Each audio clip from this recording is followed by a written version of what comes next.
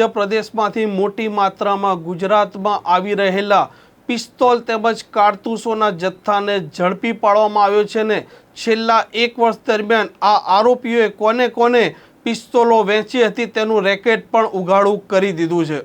વૈષ્ણવજન તો તેને કહીએ જે પીડ પરાઈ જાનાને રે। નમસ્કાર, આપ જોઈ રહ્યા છો નવજીવન ન્યૂઝ અને હું છું આપની સાથે તોફિક ગાંચી।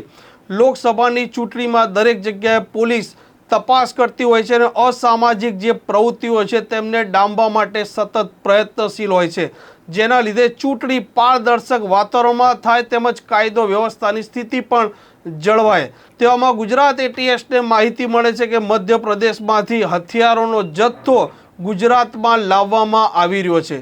પોલીસ તેમના બાતમીદારોને સક્રિય કરે છે અને મધ્યપ્રદેશમાંથી એક ટ્રાવેલ્સ મારફતે જે ડ્રાઇવિંગ કરતો વ્યક્તિ હતો શિવમ ડામોર, તે નારોલ બ્રિજ ખાતે આવેલા તેમના એક વેપારીને હથિયાર આપવાનો હતો તેવી બાતમી મળતા police sub inspector VR Jadeja તેમજ RR ગરચર તે ત્યાં વોચ ગોઠવે છે। જેઓ મધ્યપ્રદેશમાંથી આવી રહેલો શિવમ ડામોર ત્યાં ઉતરે છે, તેને દબોચી લેવામાં આવે છે અને તેના પાસેથી 5 પિસ્તોલ તેમજ 20 જીવતા કારતૂસ પણ બરામદ કરવામાં આવે છે। ત્યારબાદ ગુજરાત એટીએસ ગુનો દાખલ કરે છે અને ગુજરાતમાં તેણે કોને કોને આ હથિયારોની ડિલિવરી આપી હતી તેની તપાસ પણ ચાલુ થાય છે। આ સમગ્ર રેકેટ કેવી રીતે ઉઘાડું પડ્યું અને પોલીસ આરોપીઓ સુધી કેવી રીતે પહોંચી તે મામલે એટીએસના ડીવાયએસપી છે હર્ષ ઉપાધ્યાય, તેઓએ પત્રકાર પરિષદ કરી હતી અને સંપૂર્ણ વિગત પણ આપી હતી। સૌ પ્રથમ તો હર્ષ ઉપાધ્યાયે આ રેકેટને લઈને શું વાત કહી છે તે આપ સાંભળો।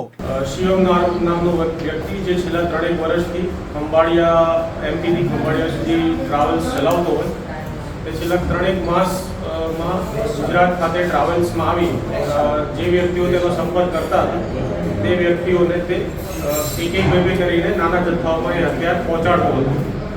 આ બાદની હકીકત અંગે એટીએસના વરિષ્ઠ અધિકારીઓને જાણ કરી તેઓએ કાયદેસરની કાર્યવાહી કરવાની સૂચના આપતા પોસાઈ શ્રી VR જાડેજા તેમજ વિજય ભરવાડ નાઓની ટીમને બાતમી હકીકતવાળી જગ્યા જે નારોલ વિસ્તારમાં આવેલો ત્યાં ખાતે મોકલતા સદર જે ઈસમ છે શિવમ તેમજ તેની સાથેનો જે રિસીવર હતો મનોજ, તે 2 ઈસમોને ત્યાં પકડી તેઓની ઝડપી દરમિયાન શિવમ પાસે રહેલ જે થેલો હોય તે થેલામાંથી ઘટના સ્થળે 5 પિસ્તોલ તેમજ 20 રાઉન્ડ તેની પાસેથી મળી આવેલ હતા। ત્યારબાદ તેઓને બેઉને લાવી ગુજરાત એટીએસ ખાતે ગુનો રજીસ્ટર કરી તેઓની વિગતવારની પૂછપરછ દરમિયાન તપાસ કરનાર PSI શ્રી ગરચર તેમજ VR જાડેજા અને વિજય ભરવાડ નાઓ દ્વારા થરો ઇન્ટ્રોગેશન કરતા જાણવા મળેલ હજી અન્ય 20 જેટલા હથિયારો શિવમે ગુજરાતમાં છેલ્લા 3 માસમાં આપેલ હતા, જે બાબતે તાત્કાલિક કાર્યવાહી કરવાની થતી હોય 3 ટીમ બનાવવામાં આવી હતી। ત્રણેય ટીમને હેડ કરતા PSI VR જાડેજા, વિજય ભરવાડ અને RR ગરચર તાત્કાલિક ત્રણેય જિલ્લા જે અમરેલી, રાજકોટ સિટી અને સુરેન્દ્રનગર ખાતે રવાના થઈ ત્યાં અન્ય બીજા 4 ઇસમો પાસેથી ટોટલ બીજા 20 વેપન અને 70 અન્ય એમ્યુનિશન હસ્તગત કરેલ હતા। આમ એક દિવસની કાર્યવાહીમાં ગુજરાત એટીએસે 25 જેટલી semi automatic sophisticated pistols, 90 line ammunition અને 6 આરોપીઓને હસ્તગત કરેલ છે।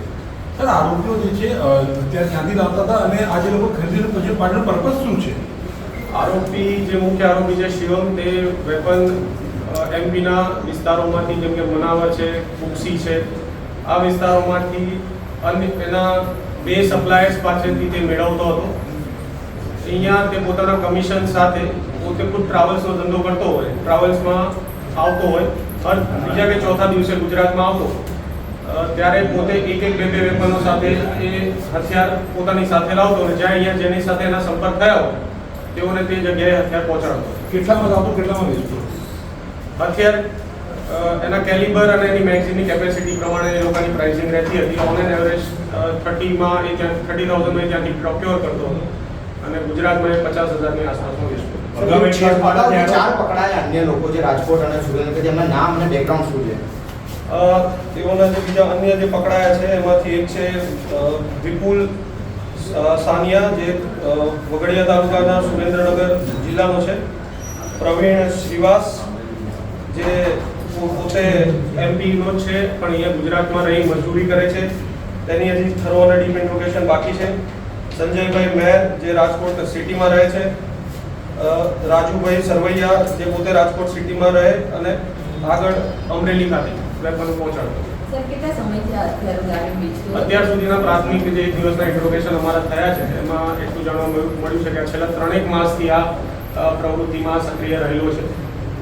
વેપન અહીંયા મોકલવામાં હજી એના રિમાન્ડ મેળવી આગળના એ દરમિયાન ઇન્ટ્રોગેશનમાં જે કંઈ વિગતો બહાર આવશે એમાં આખી બીજી કઈ લિંક્સ છે આમ એ જાણવા મળશે. હથિયાર રાખવા પાછળનો આશય શું હતો? આજે 4 લોકો જે લોકલ પકડાયા છે તે લોકો હથિયાર આગળ પોતાની પાસે રાખી આગળના જે એમના ત્યાં કોઈ સંપર્ક થતા હોય ત્યાં પોતાના કમિશન એડ કરીને તે આગળના વ્યક્તિઓને પહોંચાડવાનું સપ્લાયર કહી શકાય, સપ્લાયર અથવા તો મિડલમેન હતા. ક્રિમિનલ બેકગ્રાઉન્ડ એ હજી સુધી અમારે તપાસમાં જોવાનું બાકી છે. બીકોઝ આ 24 કલાકમાં આટલા વેપન સીઝ કરવા 3 અલગ જિલ્લાઓમાંથી લાવી અને કાયદેસરની કાર્યવાહી કરી અટક કરવા હજી એ લોકોના તમામના થરો અને ડીપ ઇન્ટ્રોગેશન બાકી છે. 6 આરોપીઓ છે એનું કેવું બેકગ્રાઉન્ડ? જે શિવમ અને વિપુલ છે તે અગાઉ પણ વેપનના કેસમાં આવી ગયેલા છે. તેઓ અગાઉ રાજકોટ સિટીમાં તેઓના વિરુદ્ધમાં વેપનના ગુના દાખલ થયેલા છે. સાહેબ, એટીએસે અગાઉ જે આરોપીઓ પકડ્યા હતા પહેલા પણ કેસ કરેલા છે વેપનના, એમાં આ લોકોની લિંક નહીં છે? એ જે આગળના વેપન સપ્લાયરને જે તે વખતના આરોપીઓ હતા તેમને સાથે ક્રોસ રાખી તેઓની પરસ્પર પૂછપરછ કરવાની હજી અમારી બાકી છે. આમ હર્ષ ઉપાધ્યાય આ રેકેટને લઈને જે વાત કરી છે તે મુજબ પકડાયેલ આરોપી છે તેણે રાજકોટ, અમરેલી તેમજ સુરેન્દ્રનગરના અન્ય જે 5 વ્યક્તિઓ હતા તેમને હથિયારો પહેલા આપ્યા હતા.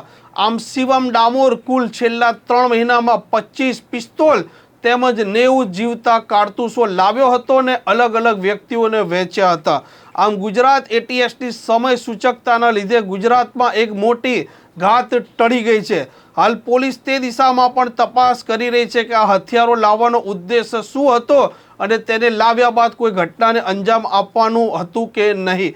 આ પ્રકારની ક્રાઇમ સ્ટોરી જો આપને પસંદ આવતી હોય તો નવજીવન ન્યૂઝની આ ચેનલ સાથે જોડાયેલા રહો. સબસ્ક્રાઇબ કરવાનું ભૂલતા નહીં. નમસ્કાર. વૈષ્ણવજન તો તેને કહીએ જે પીડ પરાય.